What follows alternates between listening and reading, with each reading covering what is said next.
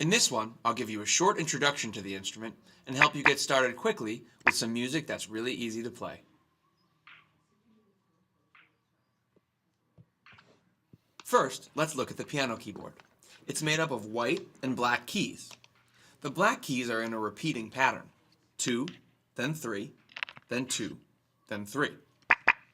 This happens all the way up and down the keyboard. When you add all the white ones in between, it's actually a pattern of 12 keys. The black keys are called sharps and flats.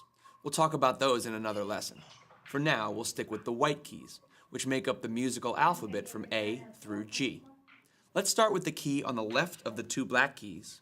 This is C. Going up the keyboard from there, we have D, E, F, G, A, B, and now the pattern repeats itself, starting with C again. D, E, F, G, A, B, C. Some keyboards don't have as many keys as a full-size piano like this one, and that's okay, because the pattern of notes stays the same, and you'll be able to learn on any size keyboard. When you're playing the piano, it's important to sit in a way that's comfortable and let you easily reach the keys. Sit on a bench, chair, or stool that is high enough to keep your forearms parallel with the floor when your fingers are on the piano. Keep your elbows at the side of your body and your shoulders relaxed. Your fingers should be slightly curved, with your wrists in line with your forearms, not bent down or bent up, just nice and straight like this, so your fingertips rest gently on the keys. Before we start playing, let's talk about the sustain pedal. If you're playing a piano like this one, it's the pedal on the right. If you're using a keyboard and have a pedal, you should connect it so you can use it for these lessons. First, play a few notes. Then hold down the pedal and hit some more. The sustain pedal lets notes ring out after you take your fingers off the keys. And when you use it correctly, it can make your playing sound a lot better. We'll be talking about our fingers a lot when we're learning how to play the piano. So to keep things simple, we'll give each one a number. Your thumb is 1, index finger is 2, middle is 3, ring is 4, and your little finger is 5. When you play at least 3 different notes at the same time, like this, it's called a chord. You can build a chord anywhere on the keyboard. We're going to start with the C chord. Play the C with your thumb, then skip up 2 keys and play the E with your 3rd finger, then skip up 2 keys again and play G with your 5th finger. In this basic chord shape, the note under your thumb is called the root. And since this note is a C, the chord is called a C chord. Let's build another chord, this time starting on F with your thumb, then add A and C with your 3rd and 5th finger. Since F is the root, this chord is an F chord. This same pattern of 1st finger, 3rd finger, and 5th finger works anywhere on the keyboard to build simple chords. Let's build one more chord starting on G, adding a B and a D, making a G chord. Now that you understand how chords are made, you can experiment with playing chords in different places all over the piano. Songs are usually made of chords played in a particular order. This is called a chord progression. Let's start with one using the 3 chords that we've just learned. Play the C chord 2 times, then the G chord 1 time, and finish with the F chord once. Another important part of playing is proper timing. Without it, even playing the right chords won't make a recognizable song. To play with good timing, you need to play with a consistent pulse or beat. We're going to use a 4-beat pulse as we play, like this. 1, 2, 3, 4. 1, 2, 3, 4. In our chord progression, we're going to play each chord for 4 beats. 3, 4, C, 2, 3, 4, C, 2, 3, 4, G, 2, 3, 4, F, 2, 3, 4.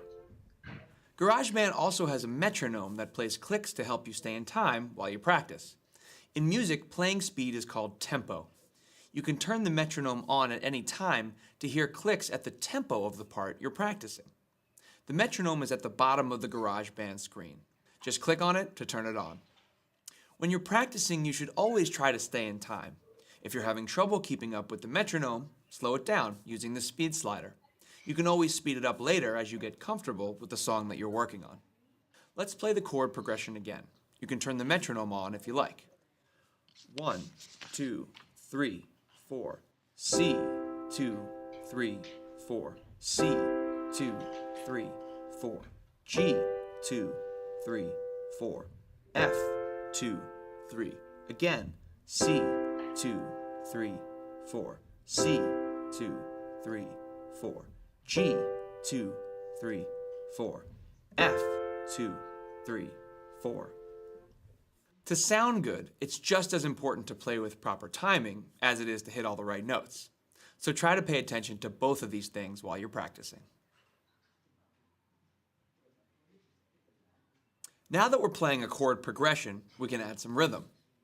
Rhythm is a combination of long and short notes played in time.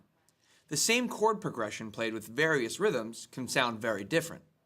Let's try this rhythm first. We'll play each chord on the first and second beat of each measure, like this. 1, 2, 3, 4. C, C, 3, 4. C, C, 3, 4. G, G, 3, 4. F, F, 3. Again. C, C, 3, 4. C, C, 3, 4. G, G, 3, 4. F, F, 3, 4.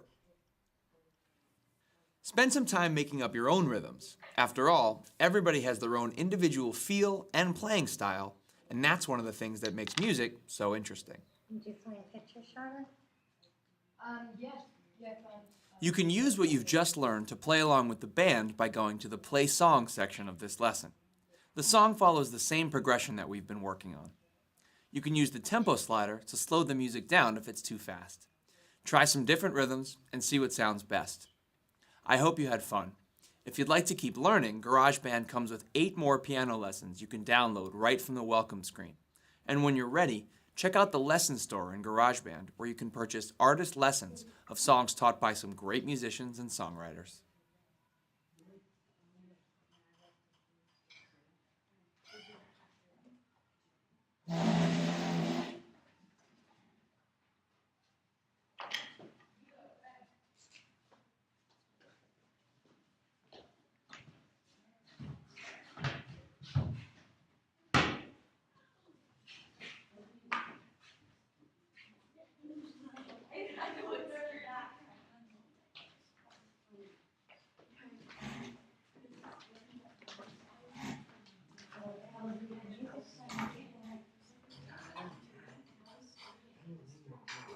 Well, then you should.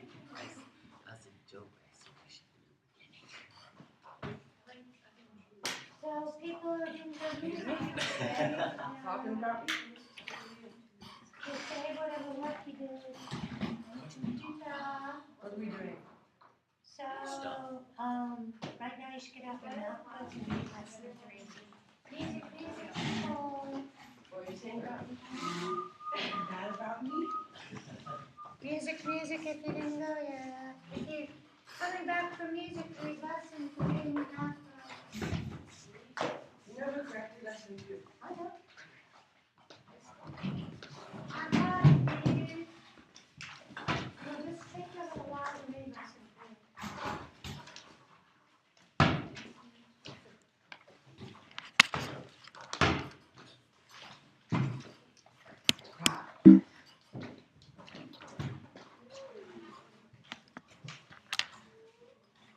Should we read through it? You don't have to do any practice problems. You're just going to read lesson 3.